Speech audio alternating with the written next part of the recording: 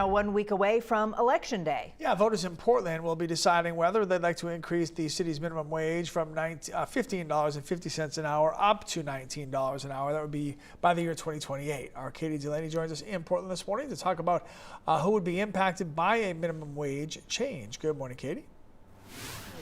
Good morning, Lee and Sharon. The $19 minimum wage proposal has gotten a lot of pushback from some local business owners who say they might not be able to afford it.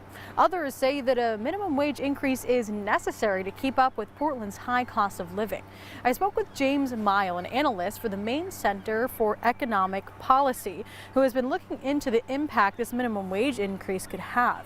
He says $19 compared to the median wage in the city would be within the range economists consider sustainable and would not pose a significant risk to the local economy.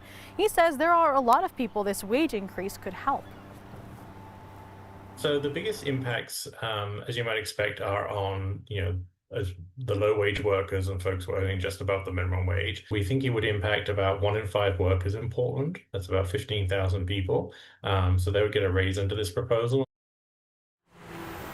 But there are others this minimum wage increase could hurt. Miles says that businesses where labor is the biggest portion of their costs could take a hit and could pass some costs on to consumers. He says another sector that could face challenges is childcare and adult care. Both of those get a fair amount of their funding through state subsidies, which are pegged to the statewide minimum wage, but won't necessarily adjust to a local minimum wage. Childcare is a tricky one because it's already unaffordable for a lot of folks, so there isn't necessarily a lot of room to increase prices there. Now it's up to voters to decide whether they want a $19 minimum wage next Tuesday. Live in Portland, Katie Delaney, News Center, Maine.